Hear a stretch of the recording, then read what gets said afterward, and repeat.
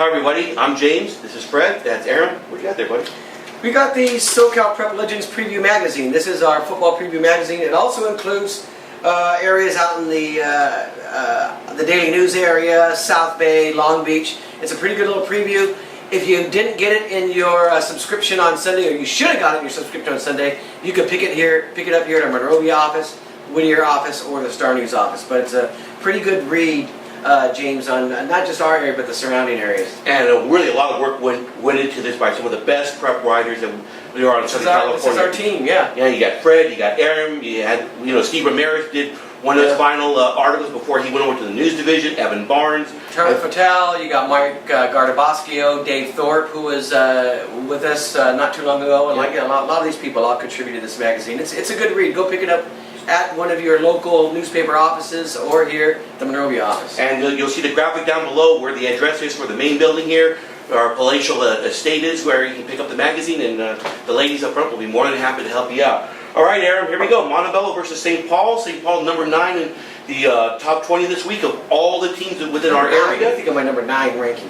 For St. Paul? Yeah. I think it's legit when you stack them up, against, when you start talking pound for pound. Yeah.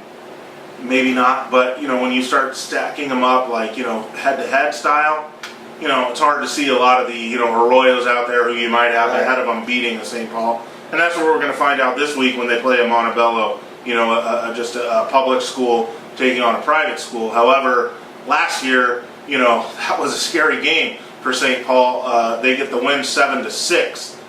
So, that game opened some eyes, and that was a very good Montebello team that went on to win 11 games, won the Almont League yet again. And now, you come into this year's game, and that Montebello team was, led defensively by defensive coordinator Brian Zavala, who's now at Colony. Yep. And now we look and see, well, is there going to be a big drop-off without Zavala? Just how much did he mean? Now, granted, they graduated a lot of really nice guys, especially in that front seven from last year's team.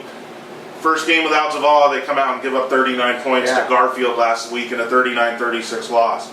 So, starting to wonder about that defense, if it can be anywhere close to what it had been the last couple of years. And that's a concern, giving up that many points to Garfield. I mean, yeah, Garfield's solid, but this is St. Paul now you're talking about. Right, and St. Paul, this to me, when they redid the divisions, it was 4 teams like St. Paul. I mean, this used to be, back in the day, one of the area powers. I mean, they used to play Bishop Amat regularly, and that used to be a back and forth game. I mean, these teams couldn't even play each other right now, where St. Paul is at. But this is how you build, and they're building the division.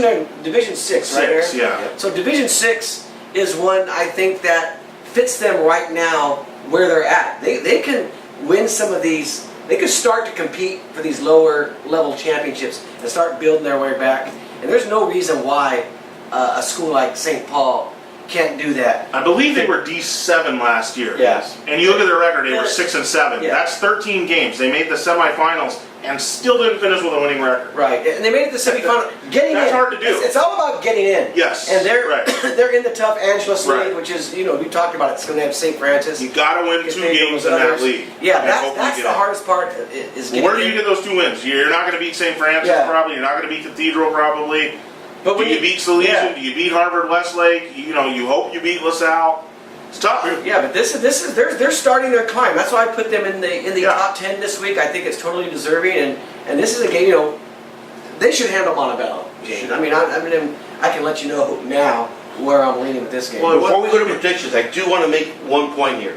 This game's going to feature 2 really good quarterbacks. Aram, you've got the Talkie kid over at Montebello, and you got Key Allen, who's a junior over at St. Paul. These are 2 really good quarterbacks. Yeah, and the Tap man, he really had a nice summer. He was one of those guys that, really could have been in that top 10 quarterbacks list that we did to start the season. It's just, there's a ton of guys, but, you're talking about a kid that's won league titles.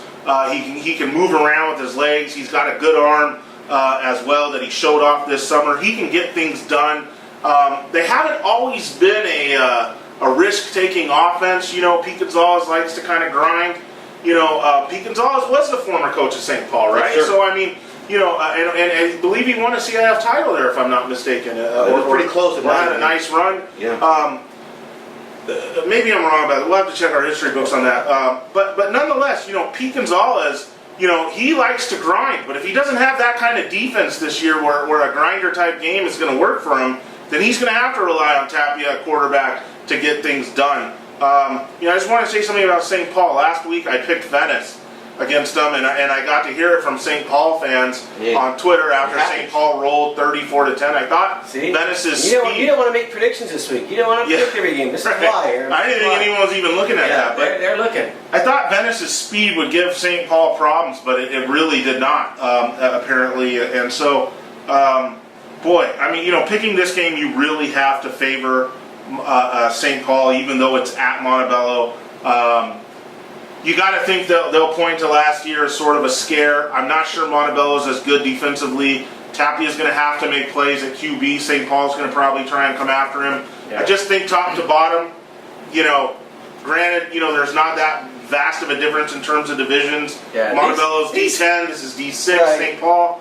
And there's not that vast. It's not like it's D10 versus D2, games, but it feels that way. And some of these games, they're so hard to pick this early in the season because, you know, we look at those, what happened in week 0, and sometimes you factor too much into that. Yeah, that's you don't know. The biggest caution in the world. You do not even. I mean, there's 36 more quarters of football left. I mean, how would Garfield do against St. Paul? I mean, you just don't know. But my gut is telling me that St. Paul's going to do enough to win this game. I mean, I don't think it's going to be a blowout or anything like that. I just think they're going to do enough to win. You know what I found fascinating? That Montebello ran 3 fake punts last week against Garfield. And that, you know, can be another sign that, hey, we're not trusting our defense. Right. You know, so we're going to have to take some chances. And if they can't trust that defense like they could the last few years, then it's going to be problematic in spots like this. Once they get in the Almont League, you know, they're back home, and, you know, I mean, sure will be a big problem for them. Pretty good to the Montebello tip. 9 lead changes, and I don't think. And you're talking about the city section. The city section last week against the southern section schools only won 3 of the 13 of the 16. Yeah, I mean, you know, I mean, it's just what it is. So you know, Venice is a city section team, right? We're talking about, you know, while we have it here, most impressive one of the week. Please. We should do a separate show on just our South Hills. Absolutely. South Hills against Crenshaw. We'll have to see how good Crenshaw is. But again, that was a city section team, a D1 city section team. I think it's Sondheimer's LA city section because he had 3. Yeah, but that was with their quarterback, and from what I understand, their quarterback didn't play. They've had some CIF eligibility issues, and basically, you just got me probably 3 nasty texts lined up for this week from South Hills coach Matt Bechtel, who was texting me after their win, saying thanks for the motivation, and I don't even know what the heck I did. I got the same text. You know what's funny about it? I don't even know what I said. He just texted me like Saturday night during the fight, following up on that. It's still on your mind? I told him your team's very sensitive. If what I said about like Crenshaw challenging you with speed